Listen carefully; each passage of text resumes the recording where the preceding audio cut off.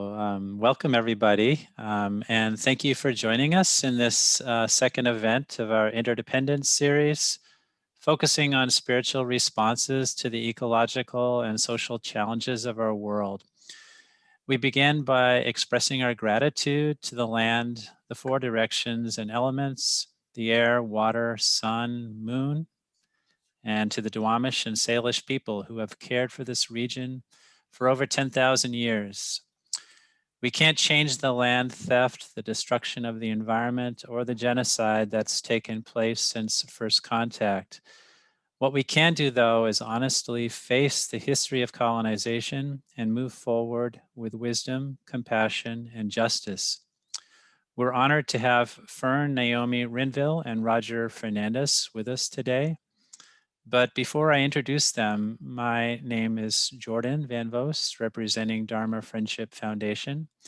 I'm joined by Iris Antman, my co-host, and Ken Yasuhara, our technical support person. We live in a time of social upheaval and ecological breakdown. Climate scientists warn that our planet is rapidly approaching ecological tipping points that once passed could so radically alter conditions on Earth that 90% of all life may go extinct, including humans. These threats to our world have been known for at least 50 years, or perhaps millennia if one looks to native prophecy. Despite these looming ecological tipping points, our political leadership has been unable to effectively respond, crippled by inaction, greed, and denial. We need to sit together, listen, reflect, and discuss these urgent challenges so that we can face them together and act wisely to protect life. Each month, we are hosting speakers from a variety of Buddhist and Indigenous perspectives to facilitate this ongoing conversation.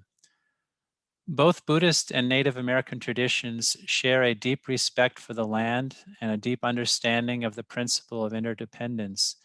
Tibetans and Native Americans are also survivors of genocide and therefore have much to teach us because the scientists are all saying that in the years ahead, life is going to get more difficult, even in the best case scenarios. We need to center Native American voices so that we can learn how to live in tune with the voices of nature within the elements, the forest, the plants, and our hearts. It is a great honor and pleasure to introduce today's guests, Fern Naomi Renville and Roger Fernandez. Fern is a citizen of the Sisseton Wahpeton Oyate from South Dakota. She is a Dakota Indian storyteller, artist, theater director, educator, and a former executive director of Red Eagle Soaring Native Youth Theater. Fern has a BA in Native American Studies from the Evergreen State College and has worked as a practicing artist, theater producer, playwright, and actor. She is an activist in arenas such as education reform and tribal history, as well as the sovereign rights of Native tribes and tribal members. Roger Fernandez is a Native American artist, storyteller, and educator whose work focuses on the Coast Salish tribes of Western Washington. He was born and raised in Seattle and is an enrolled member of the Lower Elwha S'Klallam tribe. He studied graphic design at the University of Washington, earned a BA in Native American Studies from the Evergreen State College, and a master's in whole systems design from Antioch University. Welcome, Fern and Roger. We are honored by your presence and are grateful for this opportunity to learn from Native traditions on how to live in balance with Mother Earth during this time of great change. Please share your wisdom with us, and we will listen well. This means thank you. Hatningsin Siam, Hatningsin Nichayacha. Thank you, good people. Thank you, my friends. Thank you. Our hands, we call putting up our hands to people. So it just becomes natural after a while because you want to lift people up as much as you can. So Hatningsin. I'll go first since I'm the elder here. My name is Roger Fernandez from the Lower Elwha Nuxclayam people. The English speakers couldn't say Nuxclayam, so they called us Klallam, and that's how we're known today. In the treaties, we're called the Klallam people.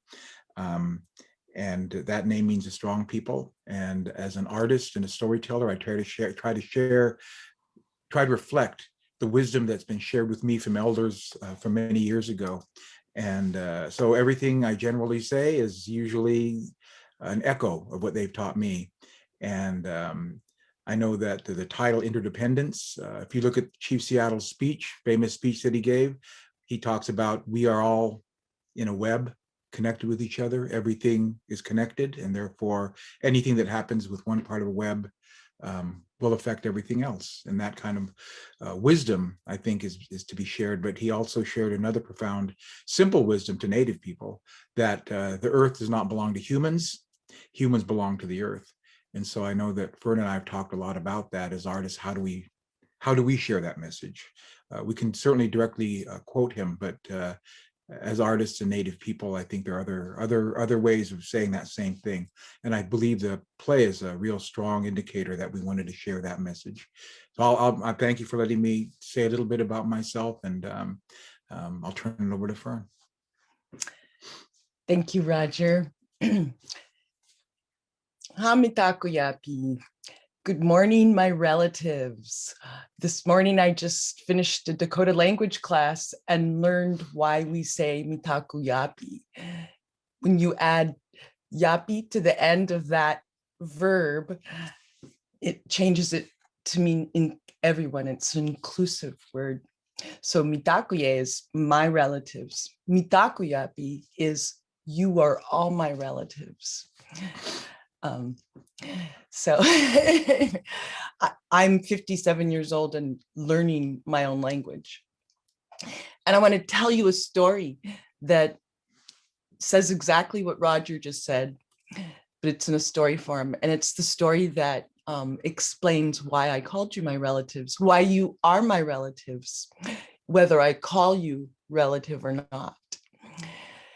And it's our Dakota origin story. My name is Fern Naomi Renville. I am the child of Robin Renville and Jeanette Salazar.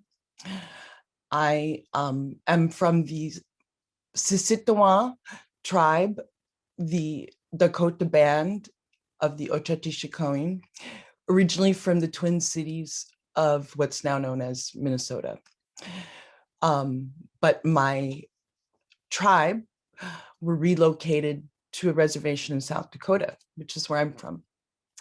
But our stories have come with us. And I'm obviously in Washington State now. So the stories have come with us. And the message in the story resonates with the stories here, with the words of Chief Seattle.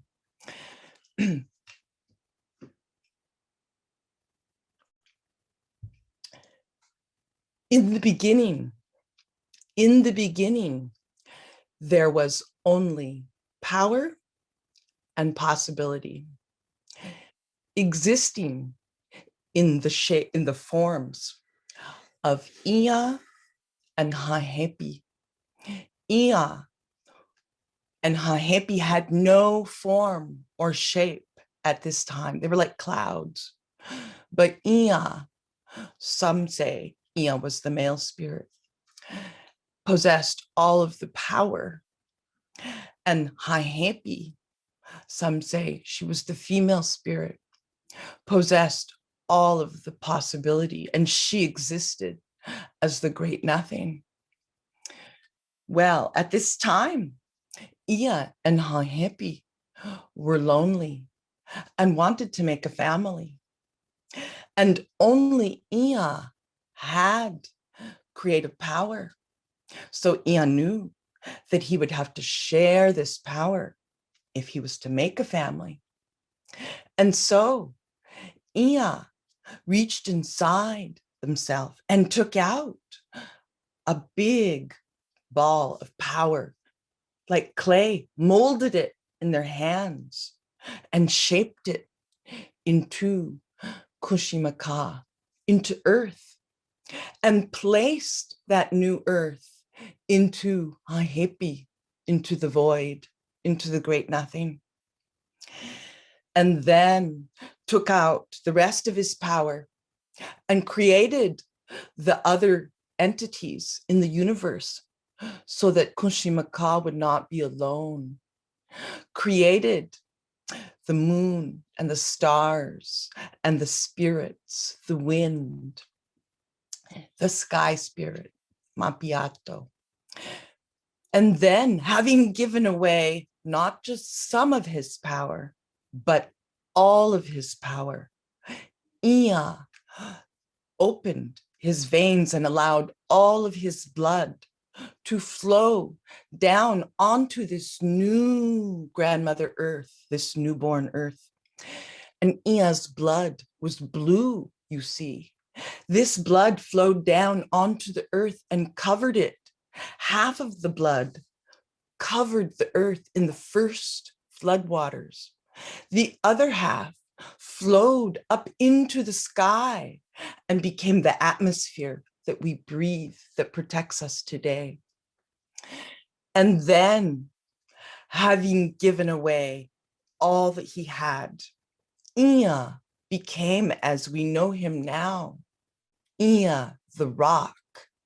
He was hard and shriveled and small and powerless, and he fell to the surface of Kushimaka, of Grandmother Earth, and he became the first rock.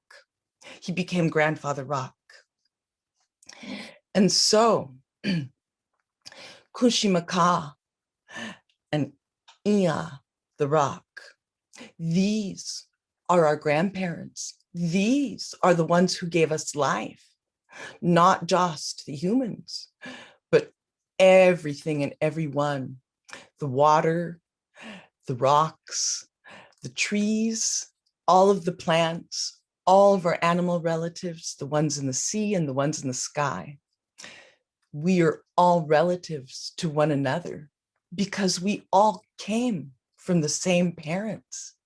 And so we have a certain kind of relationship to one another because we are family, because we are relatives.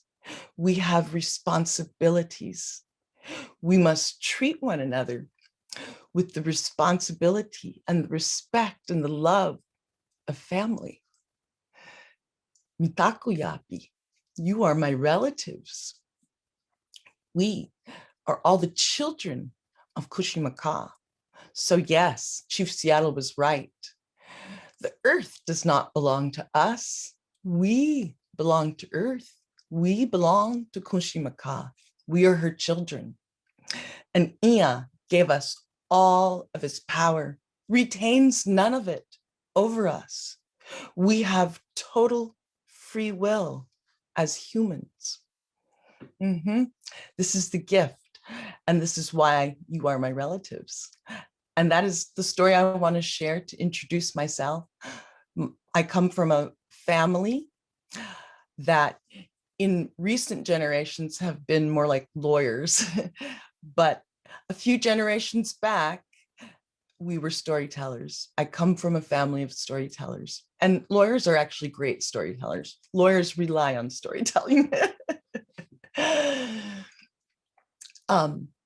I would love for us to just, oh, and I just want to say also before we listen to this story that Jordan was an instrumental figure in writing, in the writing of this play.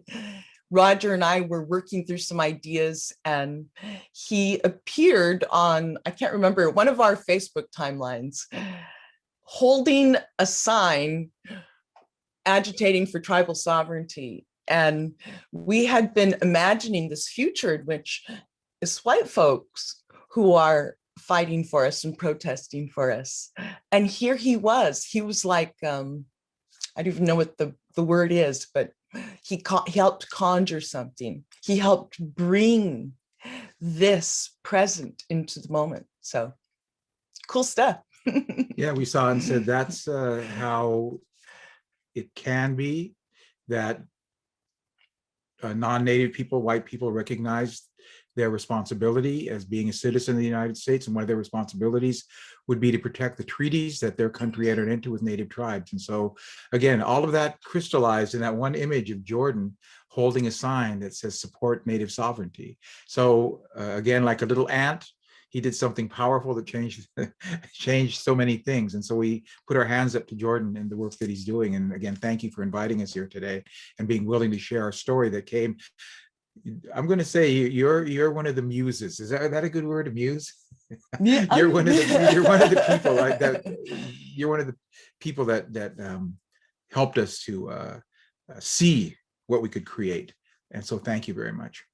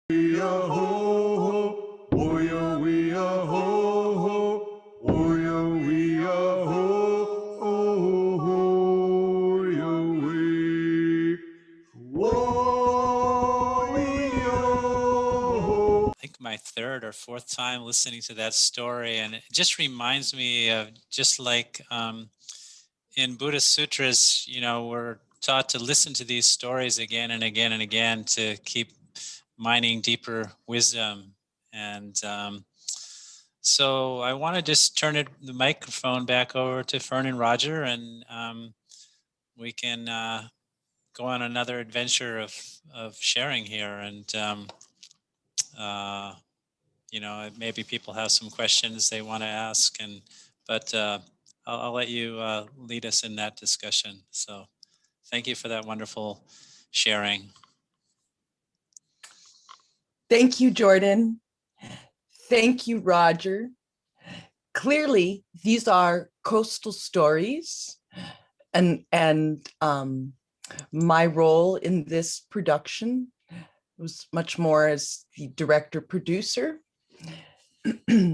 and also in my defense, I'm not really an actor, I'm a director. But it was really fun to just be in the same production as the talent that was there with me. But Roger is the storyteller whose voice is in this story. But before actually we talk about it, I would just love to get audience feedback right away while it's all fresh. And because Roger's he's a storyteller and a visual artist. I'm a storyteller and a theater artist. So I work with people and I'm very starved for people. So this is an adaptation of what was going to be on April 23rd, 2020, was supposed to be the opening night premiere of a fully staged musical. So this is half of that adapted to how we are now. So where was I going with that? I've got pandemic brain. The story continues on into a Dakota universe as well, and that has yet to be adapted. And it is kind of meant as the feminine counterpart to this half, which is, for me, I find it a masculine story. And absolutely Roger's voice, his masculine voice is in it.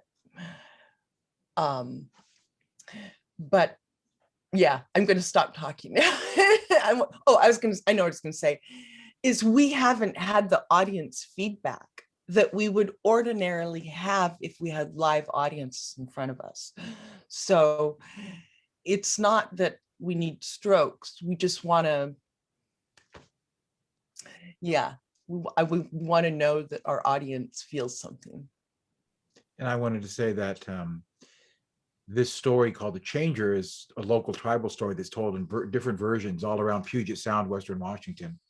And to really understand the people, I believe you have to hear their mythic stories, that you really don't understand who they are until you hear these kind of stories. And so for most of my life, and I'm sure most of the past 150 years, the average non-native citizen knew very little about our people because they never heard our stories. They were busy trying to replace our stories with their stories. And so it was just fascinating to learn this story many years ago. And then as you share it, you hear a story. So the story begins with two sisters going to the sky world, having a baby and returning. And then talking to Fern and hearing her story, a woman goes to the sky world and marries a star and comes back and presents a baby to the earth. And so many of those stories exist in, I'm going to say, North America area, of women going to the sky world and returning with a baby. And I believe it's a very powerful mythical reference. I'm not quite sure, because it becomes, at that point, it becomes a very powerful feminine story of women going and having a baby and returning to the world and changing the whole world, the whole sense of how you live in the world. So there are various perspectives, but the story seems to be, and that was, I think, interesting to us. And how do we present the two stories together? Because they're from different cultures, thousands of miles apart, but it's in many regards telling the same story Universal frame. story. Yeah, it's that idea that, wait a minute, so many of our tribes tell a story just like this. Women going to the sky world and returning with a baby. The baby becomes the one who changes the world. So as a storyteller, I don't profess to, first off, it's not my job to explain the stories to people. My job is just to present the story. They have to do the figuring out of what it means to them from their perspective, their experience, their wisdom, their life, their knowledge. They frame the story to understand it for themselves. And so that's not my job. But I really believe that this story of the changer has a lot of depth, and Coyote fits in that same realm of changer, changing the world. Because anyway, we just saw all these commonalities, even though our tribes are very far apart, culturally different because we live in environments. But still, look at our stories. They seem to be saying, in some regards, some similar things. I'm still in the process of figuring what that means. I probably won't ever, but at least I'll be busy trying to think about it, trying to figure it out. Well, I think the beauty of the stories, though, is that they aren't individual. Like we each have our individual interpretations and emotional responses to the story, but they speak to universal emotional experiences that we all undergo as humans. And as such, they help us to feel things. And they're not about, it's not about up here. These aren't like facts. Just this week, I got asked by a kindergartner, like a very precocious kindergartner with a big vocabulary, looked at me on Zoom and said, "Is this story fact or fiction?" I was like, both. But what I was going to say is, I knew so little about my stories until I started to tell them and hear people's reflections on them. Because every time I tell a story, someone reflects back an interpretation that allows me to see something totally new in the story. So I'm totally interested in hearing what's going on in your minds, your creative minds now. Well, this is Iris, and I would just like to first of all thank you both for this incredible production and sharing it with us. And we, those of us organizing this, do have some questions to ask, but I would very much like to invite our audience to either raise their hand or put a question or a comment in the chat, and we will, share that. But what you said, Fern, about the universality of the stories really resonated with me. And Roger, you are so correct in saying that white people, well, I'll speak for this white person. I have not heard the stories of Native Americans. I barely know my own story, sad to say. And, and so it's very humbling to think of all the stories that I have not opened my heart to in my life. But so the opportunity to do that now is very meaningful to me. And I see that we have a hand raised. And so MG, if you would unmute yourself and ask your question, please. Thank you, Fern, and thank you, Roger. I I heard you ask for some reflection on the story. Mm-hmm. So I'm an educator, and I want to thank you, Roger, for your work for these couple of years on Since Time Immemorial and your stories that you have given our students, Coyote and Bear, Aish, all of these incredible stories that our students continue to reflect on. And another reflection is that we take our class, I work in a Jewish school, which is based on story, but we take our class to the Duwamish Longhouse where folks there will tell a long story like this for an hour, right? And it's really interesting to see the attention span through the years of children, how it has diminished quite a bit to where listening to oral language or listening to a story is more difficult for children. Mm-hmm. But into your story, there's so much in there that can be, you need to hear it many times, but so many great teaching moments. You refer to Since Time Immemorial in there in a way, talking about, the public schooling and, oh, well, we didn't have that, but now it's in the public schools. And I thought that was really brilliant to put that in that. I thought that was a really good way, and how you inserted another conversation about white privilege. And there's all these different ways in which you put these great topics into the story that, again, listening to it, it could be a year curriculum, because there's so much in there, or even a half of a year, because I find that even with your other stories, they're not one time only. They take a long time because they can be retold and retold, and you always get something else out of them. So it's the same for this story. There's a lot, and there's so much in there, and we're, and a lot of us white folk are used to like this, be done with it, and let's move on to the next sensory pleasure that we can encounter. So that the tradition of oral storytelling for education is so important, and bringing that back into education. And I want to thank you again, Roger, for your help with the Since Time Immemorial curriculum. Thank you. You're welcome. You're welcome. Oh, I just got to say, I got to interrupt and say, music to my ears. That's exactly what I hoped this would be, is a resource for educators at this moment in time, especially. Thank you, MG. Janice, you have your hand up. Would you like to unmute yourself, please? Yeah, hi. Yeah, thank you for the stories. I just had a comment for me. The idea of a changer was particularly powerful. I guess I look around and think that things are pretty static. And so the notion of a spirit that can change things is really, really striking. Particularly changing things for people, people to come, people in the future. So I just wanted to make that comment that was quite striking and beautiful. And actually, I have a question. This is Janice.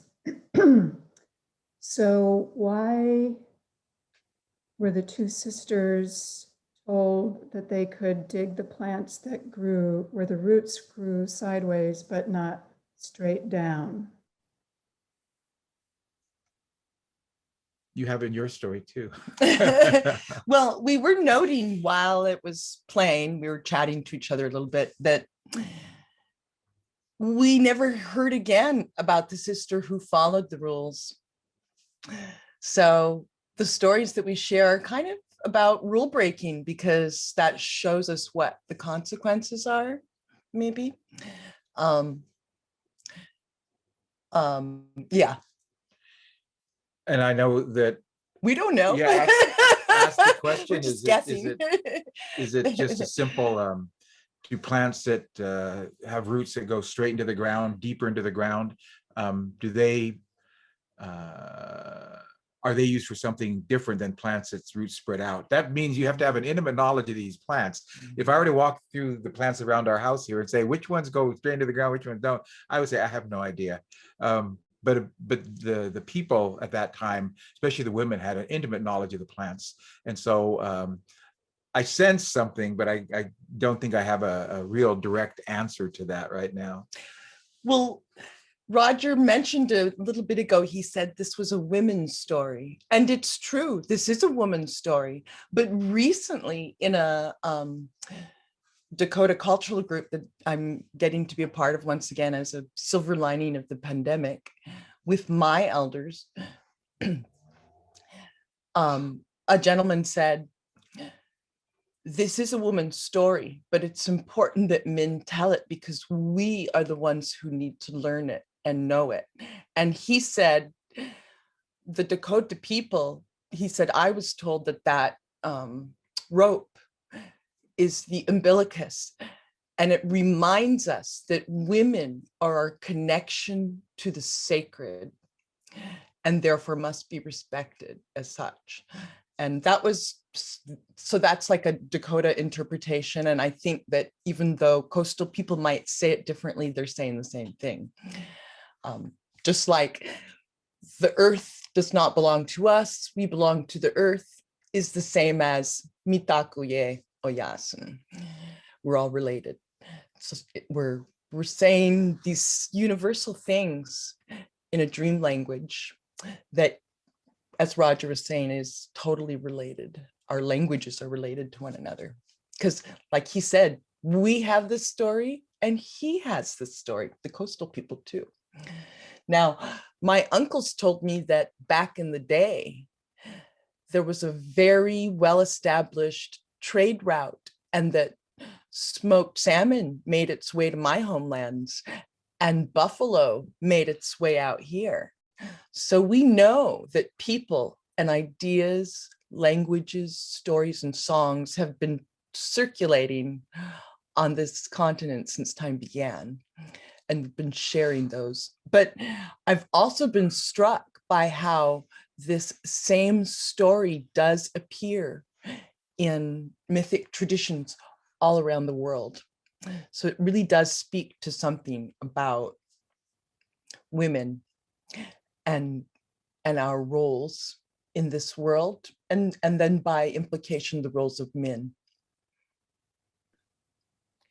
Thank you, Fern. And Janice, for your question. Before I turn to another raised hand, I'd like to ask a question from one of us. And here's the question.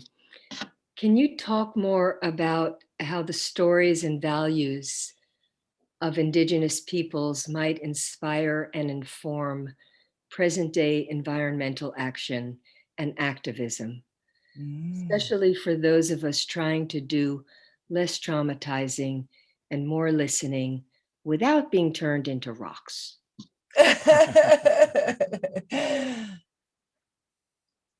Well, I feel like I'm monopolizing all the conversation here, but and I do want to ask Roger to talk about this, but I will say, because I'm a practical person too, and just night before last, Roger and I shared story and song for the online gala of the Washington Environmental Council, which is an alliance of environmental organizations. And the new CEO of that organization is a woman named Alyssa Macy, who is an enrolled citizen of the Warm Springs tribe. And she has a deep cultural connection to this part of the world and experience organizing and advocating for tribal people. And to see the effect of her leadership and how it has changed literally the language of Washington Environmental Council.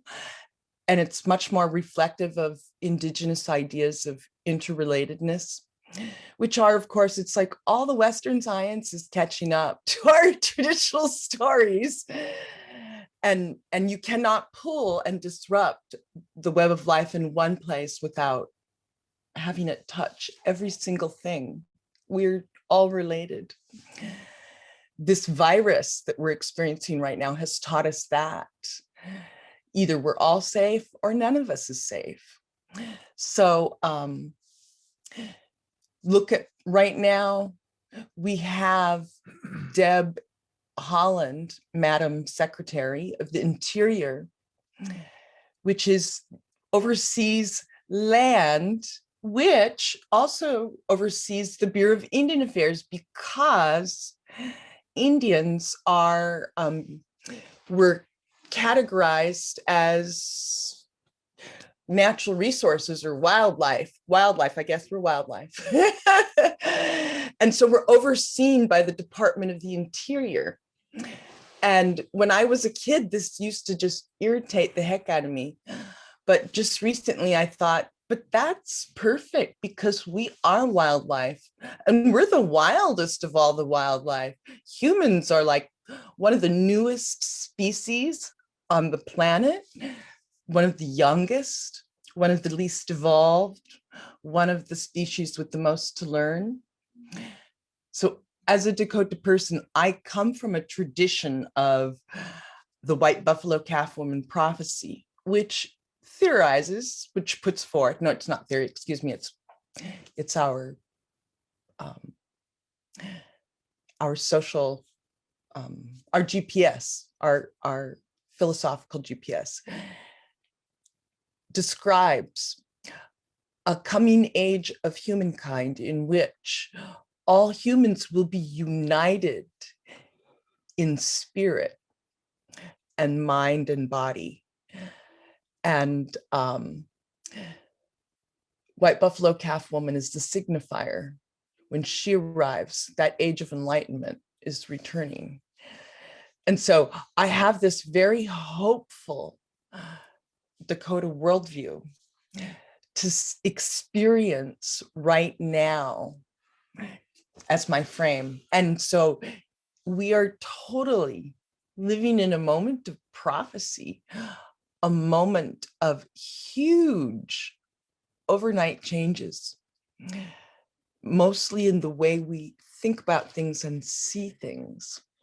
So it's like the potentiality is amazing.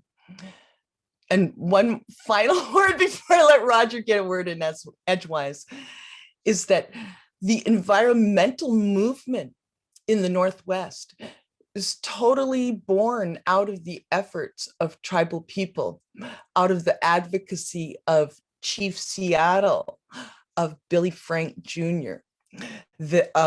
So literally, if you want to support shovel-ready, effective environmental movements in the Northwest, just support tribal sovereignty.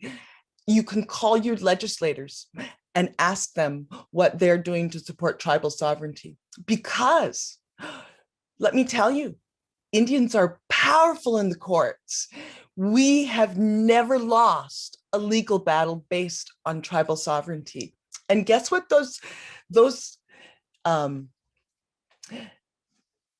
that Constitution is based on an Indigenous idea. Those Indigenous ideas that underlie our justice system are becoming visible.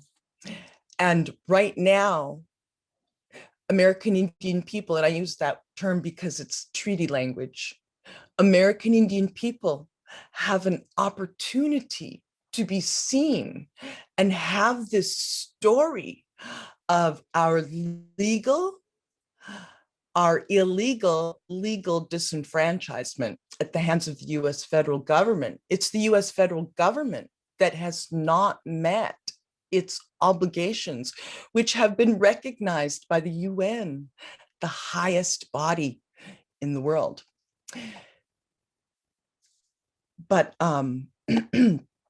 it's those legal rights, that sovereignty allows us, those big wins in court allows us to protect the land and the water and everyone else.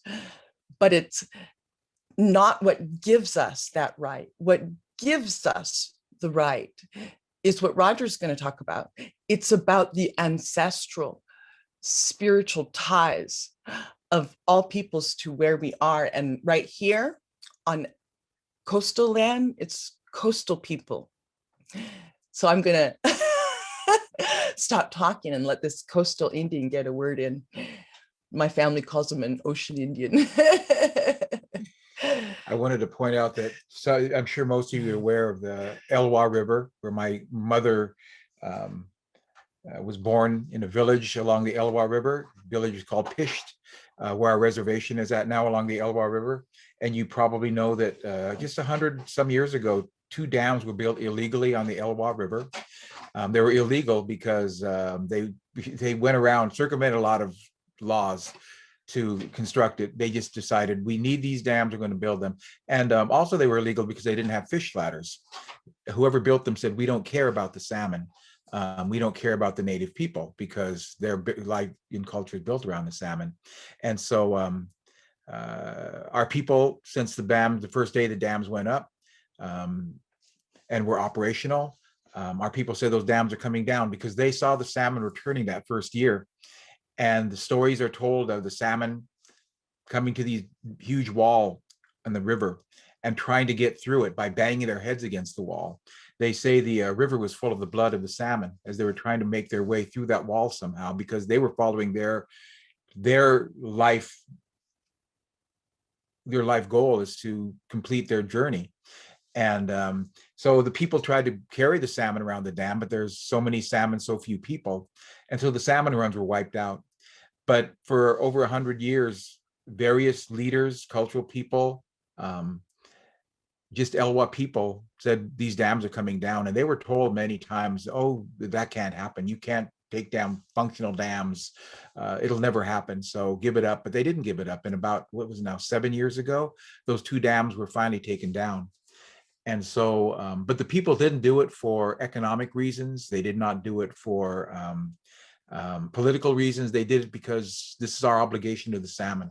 The salmon are the source of all life. The salmon are the source of all things in this world. And so therefore, we are called the salmon people because of our reliance and interconnectedness with the salmon. So regardless, because of the persistence of our people, the vision to make it happen, despite everything they were told they couldn't do, they maintained that they could be done. And they did it again for purely, I'm going to say, spiritual reasons. The salmon gives life to everyone. And so therefore we must fight for them and we must accomplish this task people said we couldn't do. So I'm not bragging on my people. I did very little just to be a part of that because I was living in Seattle, but supported them as best I could. And under the leadership of our tribal chair, a woman named Frances Charles, who's married to my cousin, those dams came down. So release the river, free the flow of life. We try to work that into the play as well, because that metaphor of the big scale of the dams going up and blocking the river and wiping out the salmon, we sometimes personally confront that same issue in our own lives. A dam has been built. and the flow of our life has been interrupted, and the meaning of our life, the salmon, have not completed their journey. So we were very clear, and so we wanted to say things like that in the play. So the Elwha River is a testament to what people can do and how they made it happen. The persistence of the vision, a commitment to a cultural, spiritual understanding of things. I'm going to share very quickly when I use my drum, and you can hear it being played in the play. And I'm working with children. I was taught this a while ago, and I try to share this very quickly. So I say, all right, children, what is this? And they say, it's a heartbeat. And I says, yes, it is. And then I asked them, as my teacher told me, and what is the first sound that you heard as you came into existence in this world? What is the first sound that you heard as you were being carried in the ocean, the salt water of in your mother's womb? What was the first sound that you heard? It was this. You were hearing your mother's heartbeat. That was the first thing that brought you into awareness, your mother's heartbeat. And so as I play the drum, I'm trying to help them recall that. But I'm also trying to help them understand one more step, which is there is another mother, and that is the Mother Earth. It's given life to everyone, to everything, and that she also has a heartbeat. She has a heartbeat as well. And what I try to encourage children, mostly non-native, and any audience of mostly non-native people, is can you quiet your life so that you can hear the heartbeat of the earth, of the mother? Because if you listen, you will hear her heartbeat. And those of us who were raised in the city, that heartbeat has been blocked by concrete and by a culture that can't be quiet. So again, it's not to get too lectury and point my finger at people and say, you know what your problem is? Just share the stories, share the music, share the drum, share the philosophy of my ancestors. And not just once, do it over and over and over again. And so that persistence took our tribe over 100 years to get those dams down, but finally it happened. That persistence that goes across generations, not just across a 4-year elected term of some political figure, but generations of work. Mm-hmm. And what it has meant for the salmon people.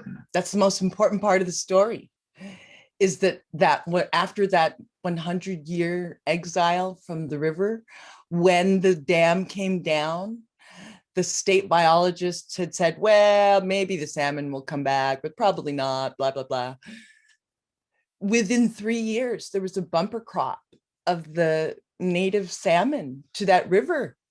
They came back in force and continue to astound and exceed the expectations of our state's best marine biologist. and the stories that the people here tell, that Roger tells, told about all of this. So there's, and the stories that the Yakima people tell, like there's a coyote story where he takes down a dam, and then these bad sisters come and they promise they're going to come back someday and build an even bigger one. 3 dams. Yeah. So we know these things. We've been telling stories about these things since time began. And one of the things that I see Roger, who grew up in Seattle, having been very instrumental in helping to create, is this idea of storytelling as pedagogy. And recently, one of my teachers, who's a gentleman named Joseph Marshall, he's Lakota Dakota, but he reminded me that just 100 years ago, and certainly 200 years ago, all of us and our ancestors were quote unquote illiterate. We were not living in a literate society until just the blink of an eye ago in human development. Language is an old skill in a young species, of course, but we've acquired it quite a while ago, and it's built on our bodies. Language is rooted in our body. It's built on that heartbeat that Roger was just describing. It's rhythmic. It's spoken word. So oral cultures aren't at a deficit in acquiring literacy. Quite the opposite. We're at an advantage because we understand and exercise the power of words. It doesn't matter if they're written down or if they're spoken, although there is special power to the embodied word. But words and stories have power and are literally what moves boulders, mountains, rocks more and faster than any other force. And that idea of what are our origin stories? I know Roger likes to do one of his exercises with his college students where he asks people what are their origin stories. And why don't you talk about that for just a minute? What are people's origin stories in America? Yes, I've shared, like, this is connected to the origin story, the changer story, how the world came to be a certain way. But I've asked my classes, who are mostly non-native, so what are your origin stories? And it was interesting because by and large, 25, 30 students, half of them will cite the biblical, the Genesis, 7 days. This is the story that I was raised with, this is the story I explain. But the other half will talk about, if I say it right, I'm not even sure I'm saying it right. It's like a super condensed hydrogen atom exploded and the Big Bang. And then everything that's come after that is just a result of that big explosion, that thing that was, that set off this whole chain of events. And so I didn't really talk at length with them about it, but the biblical story, 7 days, Genesis, is kind of a story. It's fixed, it's written down, so it doesn't have a lot of chance to mutate and change and transform, but it's still the story there. But the other half are describing a scientific theory that is less a story than just a description of something.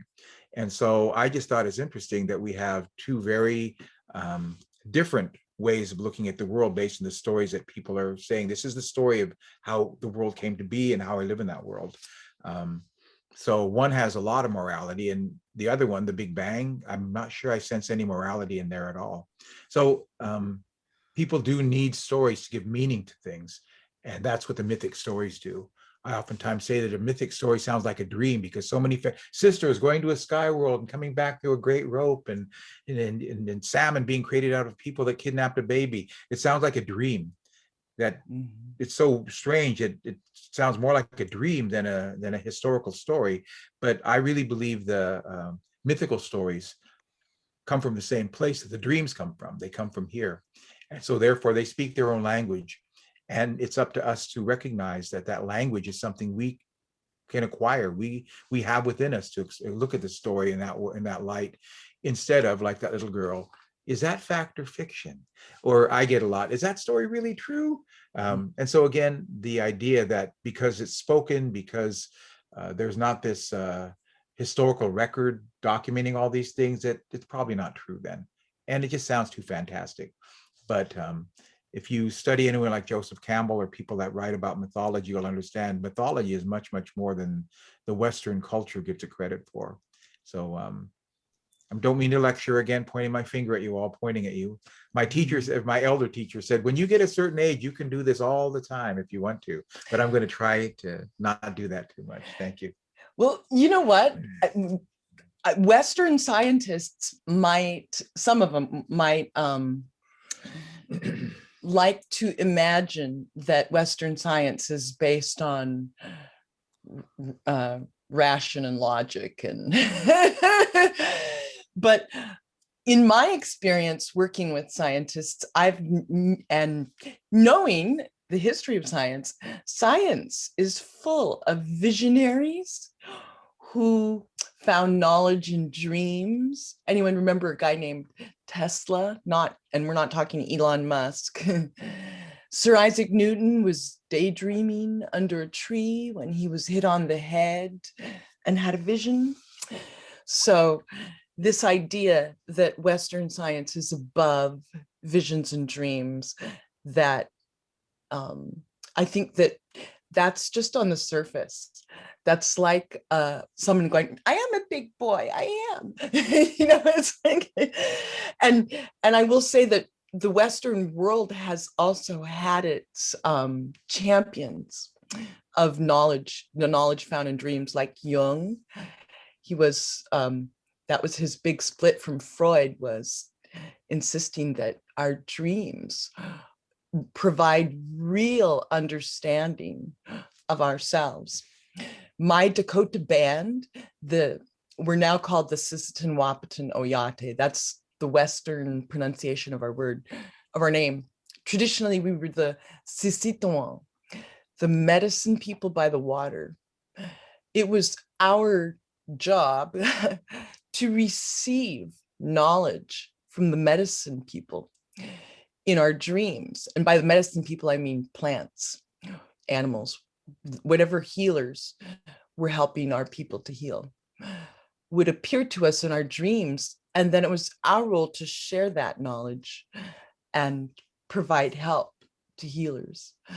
So, and Roger's, like most of your stories, I noticed you like that theme. The stories you like to tell have knowledge found in dreams.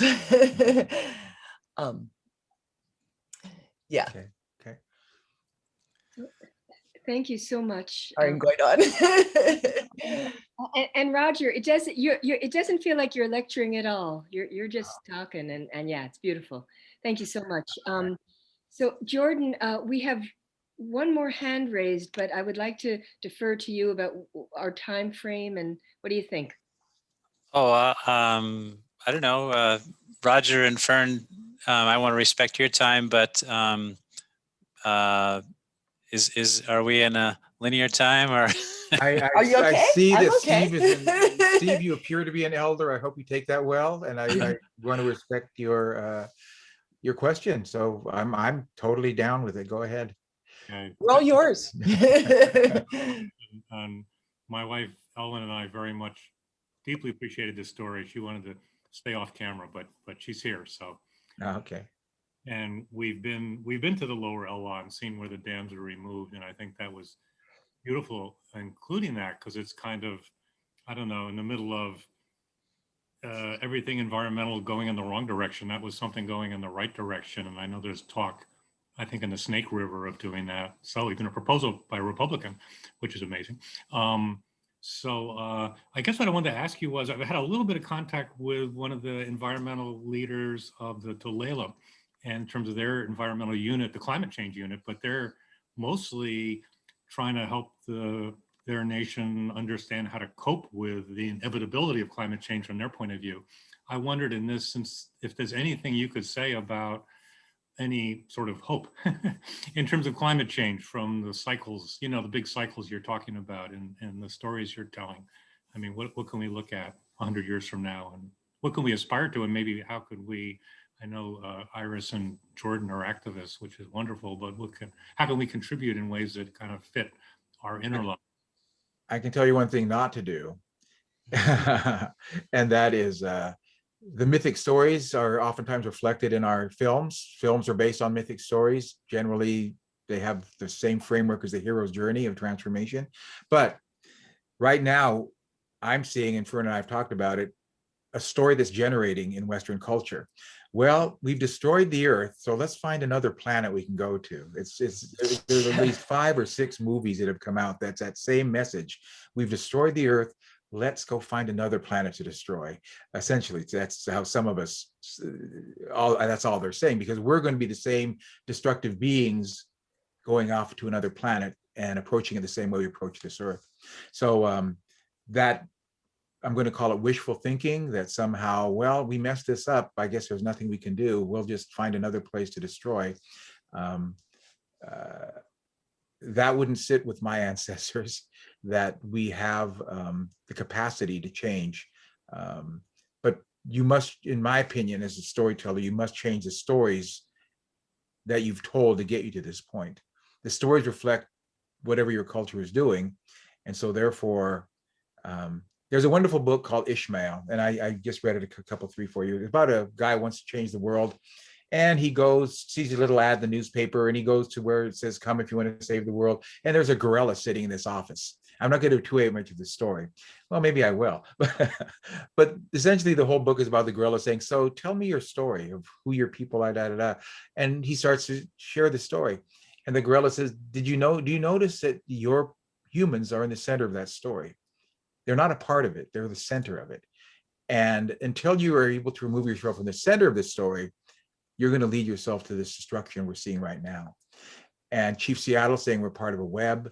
We do not own the earth. We do not possess the earth to do whatever we want with. So the story has to change. And I worry we've gotten to the point where we don't have a lot of time, because that kind of huge mythic story undertaking to change the story can take generations. But we must, I believe, in my opinion, change the stories that place us at the center of all things instead of being a part of it, and recognizing we're only a part of it. And that's actually relying on the wisdom of older cultures that most Indigenous people would say, if you have a struggle, a problem in your life you can't solve, you go to the old people in your village and talk with them, because they've got wisdom. They've lived a while. They can solve big problems. And so, again, that makes sense. And usually they would tell you a story to help you figure out the problem. And so for me, my logic tells me, so we've got this young culture, Western culture, that's pretty much destroying everything. And can they humble themselves and go to an older culture and say, what are we doing wrong here? And what can we do that's different? What can you tell us? Well, you don't build a whole bunch of dams along a river. Okay, that's the first thing. You don't block the river. The river lived its life for countless human eons, beyond human eons. And it can teach you things if you listen to it. You know, that kind of, can a modern young culture admit that it's screwed up and go to an older culture and say, please tell us what we can do. Please help us, and be ready for some stories. So that to me is, as an artist and a storyteller, how do I share the stories that give us the idea that these things, my teacher would always say, we've been through these things before. We have. And so we can learn from the stories that tell us what they did in response to that. An ice dam is built across a river, a mud dam is built across another river in Yakima. This has happened before, what happened in the story. So again, the salmon people have disappeared at times. The salmon people have been hurt and damaged in other stories before. So what did that ancient story tell us about looking at it? So that I guess is my main response. You got to change the story. You've got to change the story. Where I mean, okay, that's all I'll say. Go ahead. Oh, no, I was going to say, by changing the story, you change the forces in the material plane as well. And for instance, while you were talking, what popped into my head was the parts of and places in the world where rivers or river systems or mountains are being recognized as entities deserving of legal protections, as a entity unto themselves. And the beauty of traditional stories aren't that they say, go and sit by your human elder and learn. I mean, we do need to do that, but those aren't the elders who we most urgently need to talk to. It's like here in the Northwest, cedar trees predate dinosaurs. They've been around since before the dinosaurs, and they outlived the dinosaurs. What can they teach us? I know the locals here have a lot of stories from the cedar tree, and Western science is slowly catching up with those stories. But so there are practical implications to changing the story, and we can support those practical movements in practical ways. Like, I think that's just beautiful that, for instance, New Zealand, Ecuador, some other places where, say, a river system is being recognized as a living entity and now receives protections in court from predatory people who want to come and exploit that river. But those are reflections. The things that happen in court are reflections of things that happen in the sky world. This idea of spiritual growth influenced by mythic story that then allows for things on the material plane to happen, and how it's all just a part of it, and how education, how talking, how telling stories as maybe the most powerful education we have. And like, literally think about how you'd be doing in the pandemic without stories of any kind. No books, no movies, no TV shows, no podcasts, no radio, no songs, no stories. It'd be unbearable. We'd go mad. So the stories are literally not up here, but in here. Allow us to make sense, to have hope or not. Roger and I took a class together this past year from my sister and brother-in-law who teach philosophy. And because of, once again, the pandemic, we got to take a class together in philosophy, which I really knew nothing about. But we were introduced to nihilism, and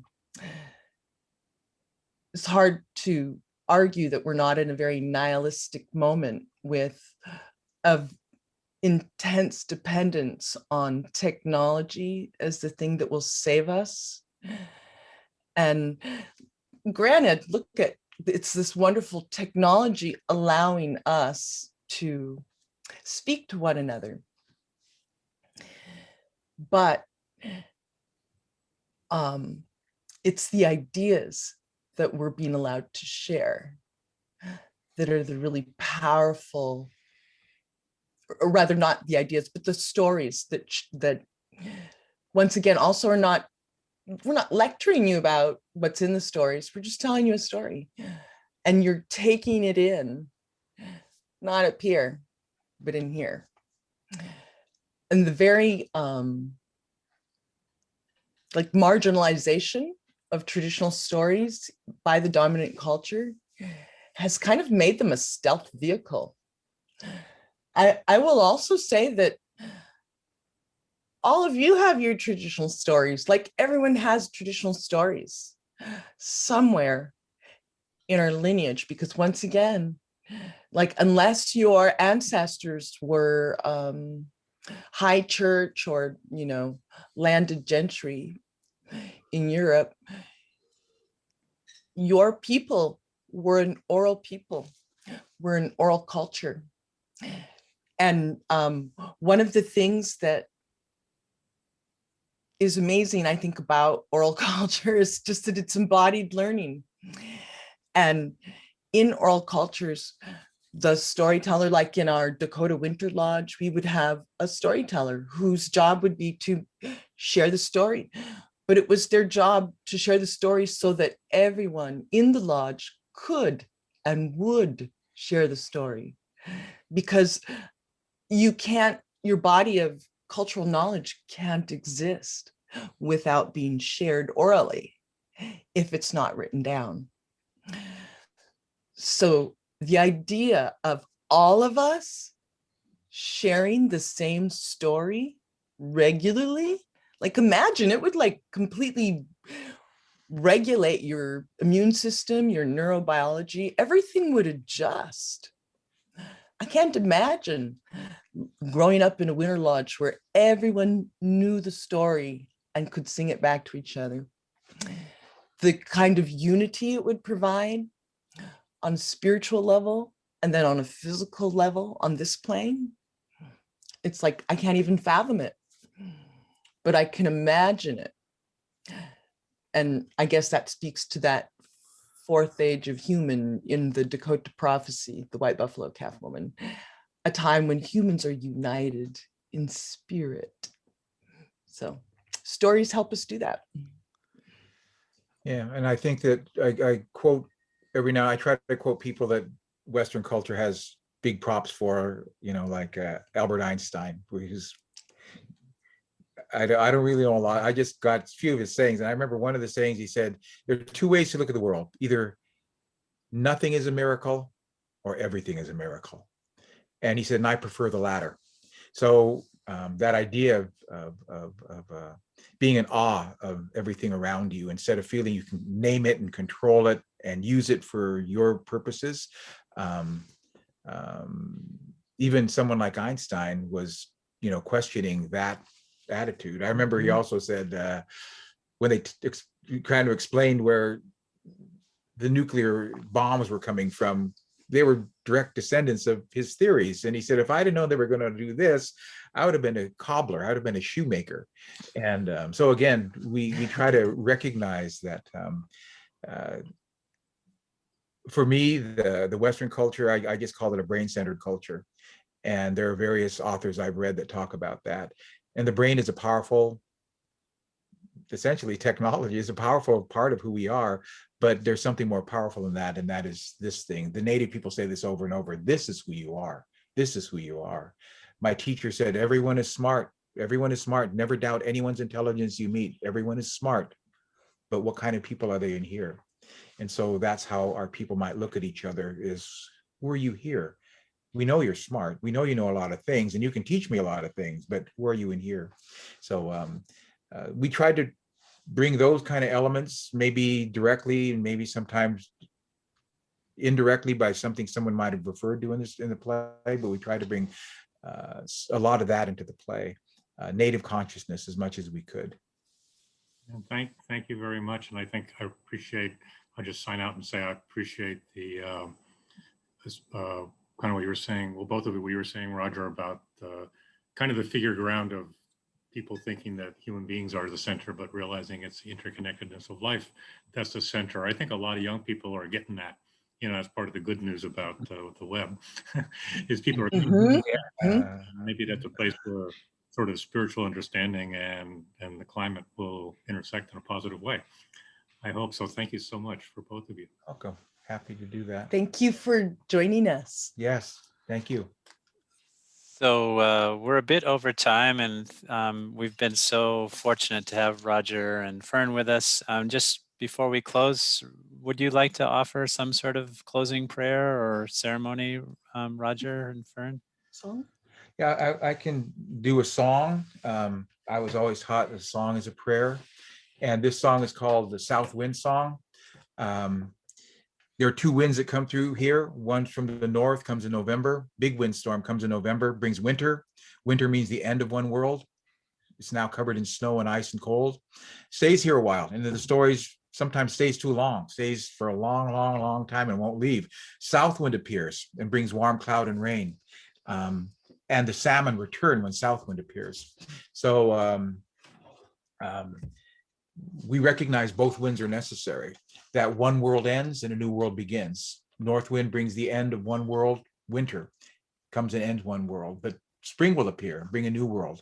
The floods will come, the rivers will rise, they'll wipe out a lot of things, but then they recede and a new world will begin. And so that idea of that native concept of time based on nature, that nature repeats itself over and over and over again. And so I'll sing the South Wind Song, which is a song that is meant to recognize the creation of a new world. And I think that's what we're all looking at right now, what got us to this point. We need to reflect upon with our heart, allowing our brain to come in and say, well, if that's what we're feeling, then how are we going to make it happen? And so The South, now this is a weird thing because the Southland song to me sounds like 3 other songs. I got to make sure I get it right. Okay, hold on a second.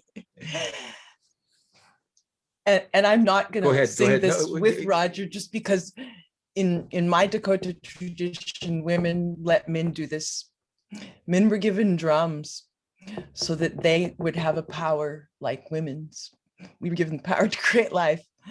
So this is a man's thing. Mhm.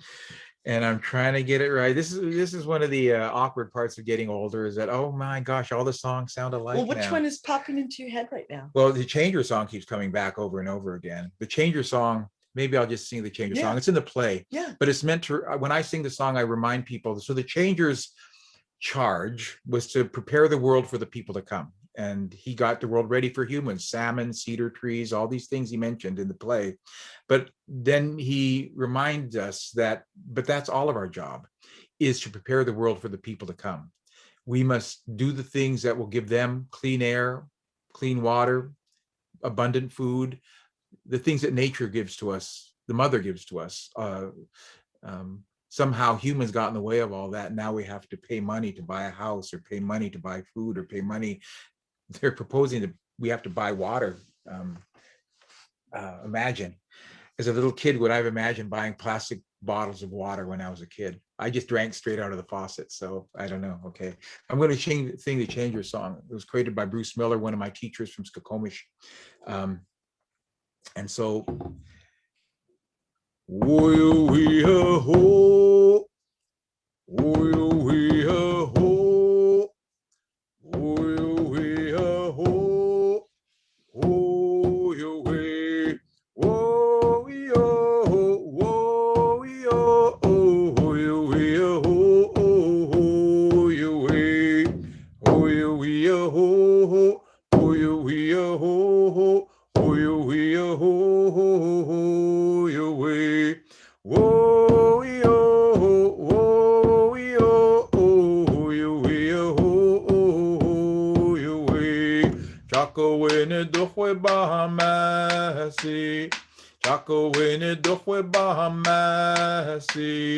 Conway tom tom hoi hoi halta. Oh yo, oh yo, oh yo, oh yo, oh yo, oh yo,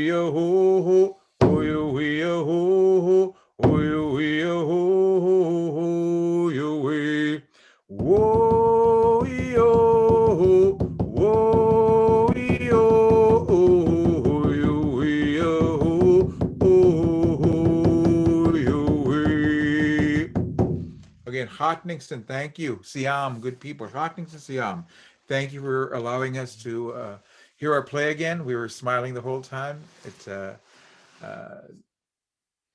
first of many things. And thank you for sharing your time with us, and go forth and be the changer and change the world. Thank you. I also wanted to say we're going to pop off now to the online gala happening for Sound Theater, which is the lovely organization led by Teresa Thurman that produced this production. And if you want to give them some love, Teresa's one of my heroes. Yeah, definitely. She believes in the diversity, in the power of theater and diversity, and she doesn't just talk the talk, she walks the walk.